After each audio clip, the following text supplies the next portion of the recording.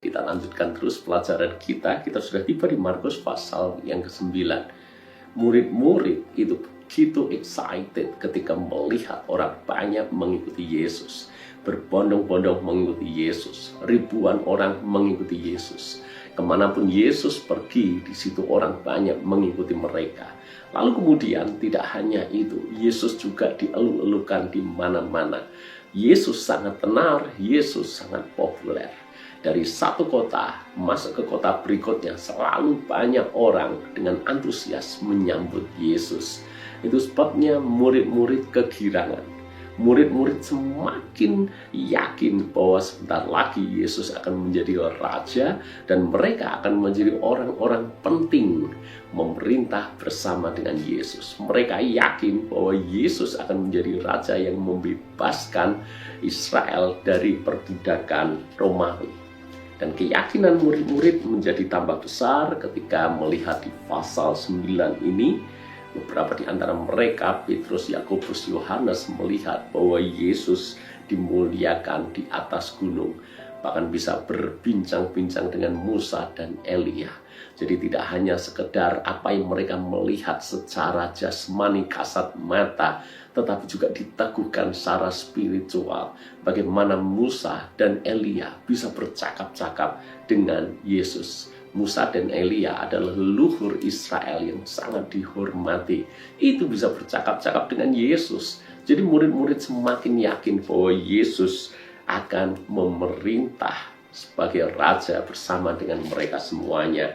Karena itu ketika Anda membaca pemberitahuan kedua tentang penderitaan Yesus, Yesus mulai menceritakan penderitaan yang akan dialaminya.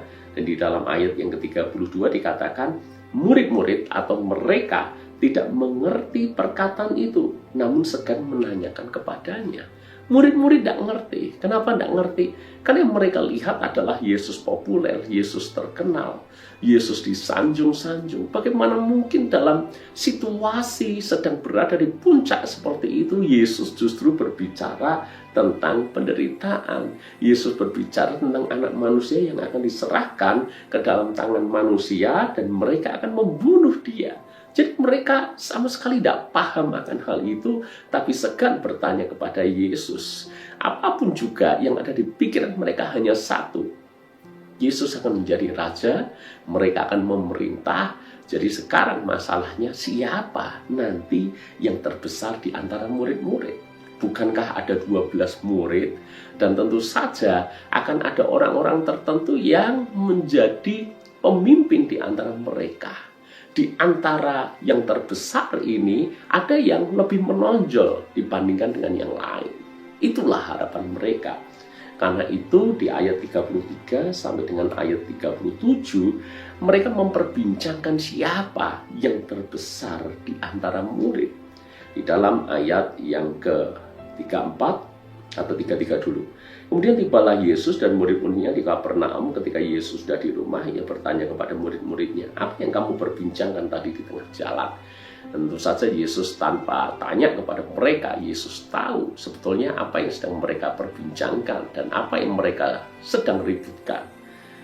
Tetapi mereka diam, sebab di tengah jalan tadi mereka mempertengkarkan siapa yang terbesar di antara mereka. Rupanya masing-masing punya agenda pribadi, masing-masing punya ambisi pribadi. Mereka sedang berada di atas angin dan memanfaatkan momen ini untuk menjadi tangan kanannya Yesus. Yesus meluruskan mereka. Jika seorang menjadi terdahulu, hendaklah ia menjadi terakhir dari semuanya dan pelayan dari semuanya. Kalau ingin menjadi pemimpin, menjadi pelayan lebih dulu. Kalau ingin menjadi yang terbesar, harus bersedia rendah hati dan melayani satu sama lain.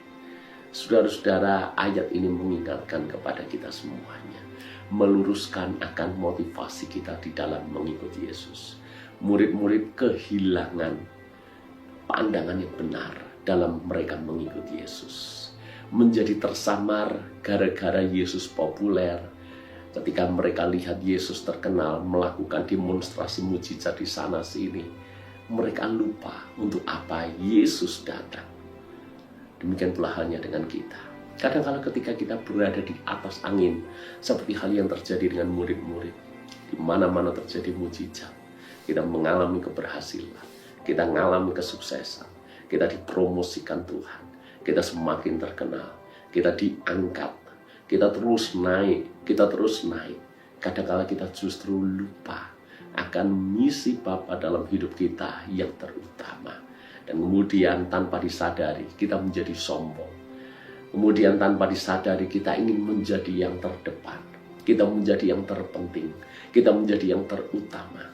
Kalau bisa semua orang itu benar-benar menaruh perhatian kepada kita. Kalau bisa semua orang harus mendengarkan perkataan kita. Kalau bisa semua orang harus taat dengan apapun yang kita katakan. Yesus harus mengatakan kepada murid-murid, dan pesan yang sama mengatakan kepada kita. Kalau ada di antara kita ingin menjadi yang terbesar, kita harus menjadi hamba yang melayani dulu. Kalau kita mau dibawa Tuhan naik, kita harus bersedia rendah hati dulu. Saudara-saudaraku yang dikasihi oleh Tuhan, ingat kembali, kalau Tuhan mempromosikan kita, Tuhan mengangkat kita, jaga hati kita, supaya kita terus memiliki hati hamba. Jangan sampai keadaan mengubah sikap hati kita. Dulu ketika kita masih struggle, kita bisa sedemikian rendah hati. Namun begitu kita diangkat dan diberkati, kita mulai sombong, kita mulai arogan, kita mulai meremehkan orang lain, kita mulai menganggap yang satu tidak penting, yang satu tidak berguna, dan menganggap diri kita paling penting dan harus diutamakan. Bertobat kalau kita persis seperti murid-murid dalam kisah ini. Sebab ini yang Tuhan mau, miliki hati hamba. Jadilah rendah hati, milikilah hati yang mau melayani. Tuhan berkati kita.